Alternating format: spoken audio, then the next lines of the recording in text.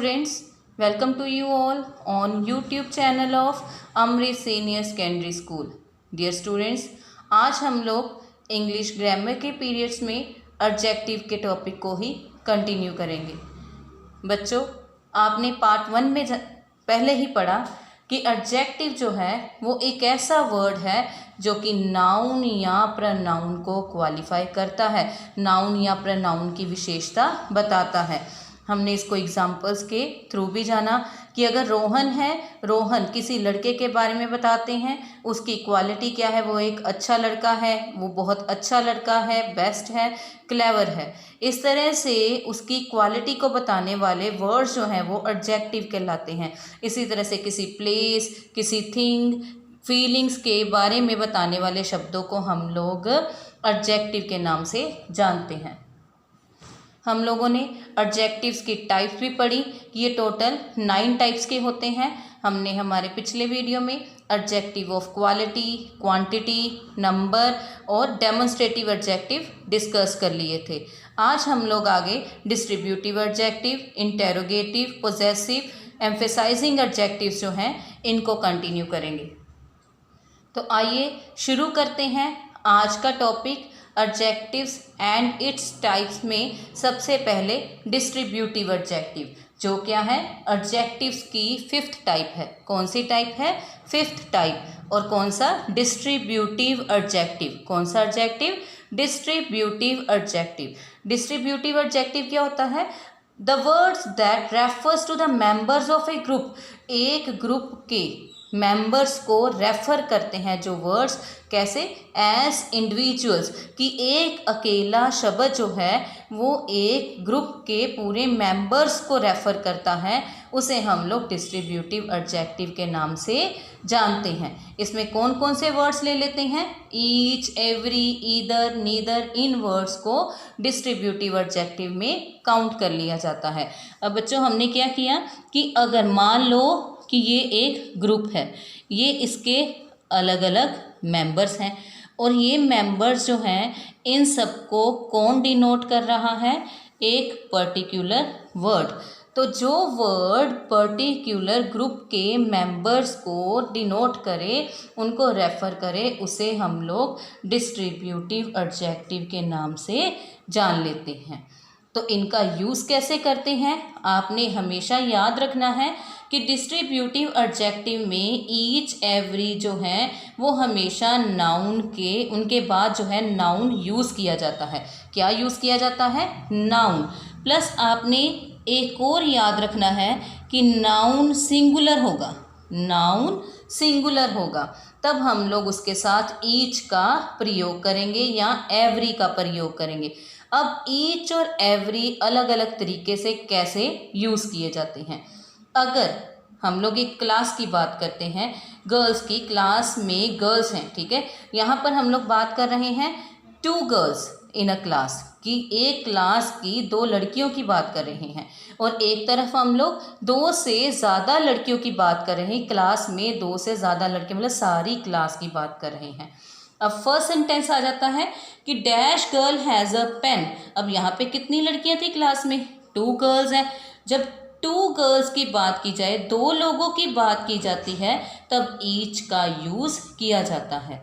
जब 2, काउंटिंग कितनी है? 2 या 2 से ज़्यादा, 2 या 2 से ज़्यादा, ये याद रखना है कि जब काउंटिंग 2 या 2 से ज़्यादा हो एक ग्रुप में, तब हम लोग ईच का यूज़ करते हैं। किसका यूज़ करते हैं?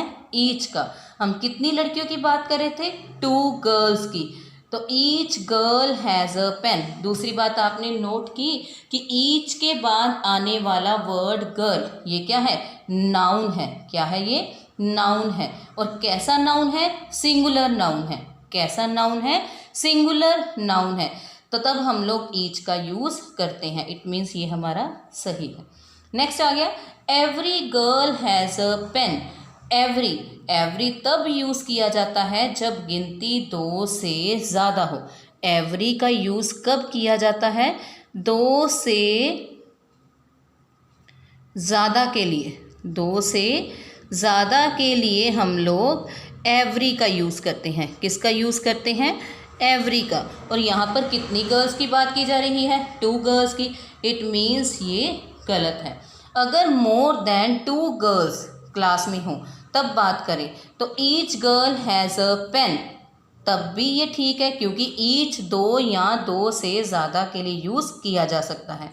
अगर यहाँ पर every girl has a pen आ जाए तब भी ठीक है, क्योंकि 2 से ज़्यादा लड़कियों की काउंटिंग की बात की जा रही है। इसी तरह से जब 2 लोगों की बात कर रहे हैं तब हम लोग उसकी जगह बोथ प्रोनाउन का यूज़ भी कर लेते हैं। तब चेंज क्या आ जाता है? जब बोथ वर्ड यूज़ करेंगे, जब हम लोग बोथ वर्ड यूज़ करेंगे दोनों के लिए, तो याद रखना है उसके बाद आने वाला नाउन हमारा प्लूरल होगा। क्या होगा? प्लूरल होगा। सेकेंडली, उसके बाद आने वाली हेल्पिंग वर्ब भी प्लूरल में आएगी। कि अगर हम लोगों को ईच की जगह बोथ का यूज़ करना है तो बोथ तब यूज़ किया जाता है अगर हमारा नाउन प्लूरल है, हेल्पिंग वर्ब प्लूरल है। इसी तरह से हम लोग ईच एवरी की जगह पर अगर काउंटिंग 2 से ज़्यादा है तब हम लोग ऑल का यूज़ भी करते हैं। लेकिन ऑल कब यूज़ किया जाता है? जब हमारा नाउन प्लूरल है, हेल्पिंग वर्ब प्लूरल के लिए यूज़ की गई, तब हम लोग किसका यूज़ करते हैं? ऑल का यूज़ भी कर सकते हैं। तो क्या आया? अगर 2 लोगों की बात की जा रही है और डैश के बाद आने वाला वर्ड नाउन सिंगुलर है तब हम लोग ईच का यूज़ करेंगे। अगर डैश के बाद आने वाला वर्ड नाउन प्लूरल है, हेल्पिंग वर्ब प्लूरल है, तब हम लोग बोथ का यूज़ करेंगे। अगर काउंटिंग 2 से ज़्यादा की आ जाती है, मोर देन 2 आ जाती है, तब हम लोग ईच और एवरी का यूज़ दोनों का कर सकते हैं, लेकिन डैश के बाद आने वाला वर्ड नाउन सिंगुलर होना चाहिए, वर्ब भी सिंगुलर होनी चाहिए। अगर वर्ड नाउन प्लूरल है, वर्ब प्लूरल है, तब हम लोग ऑल का यूज़ करते हैं। नेक्स्ट हमारे यहाँ एडजेक्टिव आ जाता है ईदर और नीदर का। कौन से वर्ड्स आ जाते हैं? ईदर और नीदर।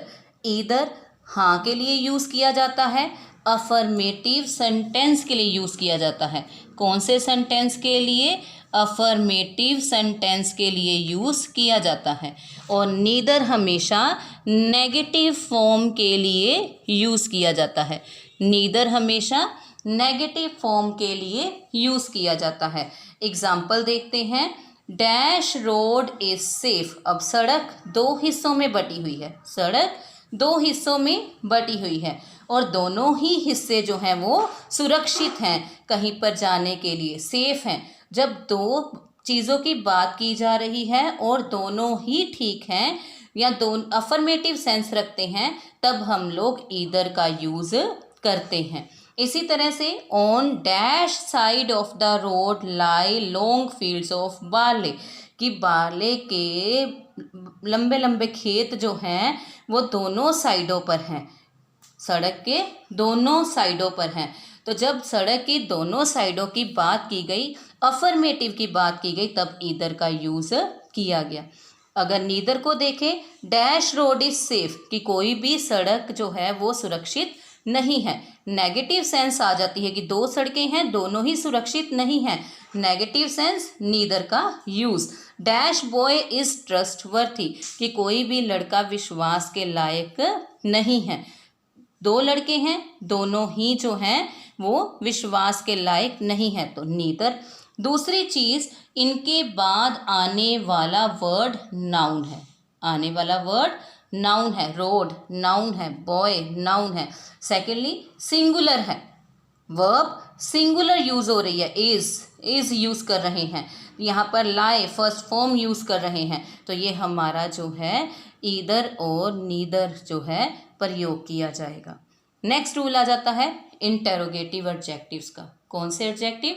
Interrogative adjective. इंटेरोगेटिव का मतलब WH word, whose, which, when, where, what, why, ऐसे वर्ड्स जो हैं वो इंटेरोगेटिव एडजेक्टिव में काउंट किए जाते हैं, जो किस में मदद करते हैं? क्वेश्चंस को फ्रेम करने में। और एक चीज़ और कि इंटेरोगेटिव एडजेक्टिव मतलब WH वर्ड के साथ हमेशा नाउन आएगा। कौन सा नाउन आएगा? Singular noun. कौन सा? Singular noun. जैसे dash book is this, whose, ये बुक किसकी है? तो हुज जो है वो इंटेरोगेटिव एडजेक्टिव है, क्योंकि इसके बाद नाउन बुक आ रहा है, सिंगुलर है, वर्ब भी सिंगुलर आ रही है।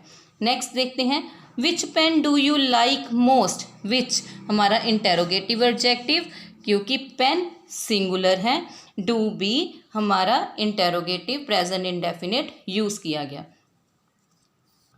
नेक्स्ट रूल बच्चों हमारा आ जाता है पोजेसिव एडजेक्टिव्स का। कौन सा? पोजेसिव। पोजेसिव मतलब जो चीज़ जिस पर हम लोग किसी चीज़ पर अपना हक जताते हैं कि ये मेरी है, ये तुम्हारा है, ये उसका है, ऐसे वर्ड जो है वो पोजेशन को शो करते हैं। तो words are, my, your, her, his, their, ऐसे वर्ड्स जो है वो क्या माने जाते हैं? पोजेसिव एडजेक्टिव माने जाते हैं। और किससे पहले आते हैं? हमेशा नाउन से पहले आते हैं, इन्हें पोजेसिव एडजेक्टिव कहा जाएगा। एग्जाम्पल देखते हैं, गिव मी डैश बुक, क्या दे दो मुझे? मेरी किताब दे दो। तो यहाँ पे अपनी पोजेशन बताएगी कि ये मेरी किताब है, माई आ गया, ये पोजेसिव एडजेक्टिव आ गया। हाउ इज डैश सन, तुम्हारा बेटा कैसा है? किसके बारे में पूछा गया? योर सन, तुम्हारे बेटे के बारे में। तो योर हमारा जो है वो पोजेसिव एडजेक्टिव है। Next is she has lost dash umbrella, उसने अपनी अम्ब्रेला खो दी। और शी के लिए हम लोग पोजेशन के लिए हर यूज़ करते हैं। मैंने अपने पहले वीडियोस में भी आपको बताया था कि शी के लिए हर, ही के लिए हिज, आई के लिए माई, यू के लिए योर, ऐसे शब्द जो है वो प्रयोग किए जाते हैं। इसके साथ साथ ये एम्फेसाइजिंग एडजेक्टिव के नाम से भी जाना जाता है। एम्फेसाइजिंग क्या है? जब इन्हीं के साथ, पोजेसिव के साथ कोई चीज़ पर अपना हक बता रहे हैं। जैसे this is my dash house, ये मेरा अपना घर है। ऑन वर्ड, ये क्या कर रहा है? एम्फेसाइज कर रहा है। किसके ऊपर? पोजेसिव एडजेक्टिव के ऊपर। तो इसे एम्फेसाइजिंग एडजेक्टिव के नाम से जाना जाएगा। नेक्स्ट आ जाता है एक्सक्लामेटरी एडजेक्टिव। एक्सक्लामेटरी क्या है? जिसके पीछे साइन ऑफ एक्सक्लामेशन, हैरानी का सूचक। They are use with nouns, ये किसके साथ यूज किए जाते हैं? नाउन्स के साथ यूज किए जाते हैं। किसमें? एक्सक्लामेटरी सेंटेंसेस में। अब व्हाट अ फाइन डे, अब ये क्या है? एक्सक्लामेटरी सेंटेंस है। व्हाट का यूज़ कर रहे हैं, लेकिन किसके साथ? एक्सक्लामेटरी सेंटेंस के साथ यूज़ कर रहे हैं। तो ये हमारा एक्सक्लामेटरी एडजेक्टिव के नाम से जाना जाएगा। नेक्स्ट बच्चे होमवर्क आ जाता है। होमवर्क में फिलिंग द ब्लैंक्स हैं विद सूटेबल एडजेक्टिव आपने फिल करनी है। इनमें मैंने 8 सेंटेंसेस दिए हैं, आपने प्रॉपर एडजेक्टिव फिल करना है। साथ में सेकंड नंबर पर आपने right any one example of each of the following. आपको एक्सक्लामेटरी एडजेक्टिव, पोजेसिव एडजेक्टिव और डिस्ट्रीब्यूटिव एडजेक्टिव दिए हैं। इनकी एक एक एग्जाम्पल आपने लिखनी है। Thank you.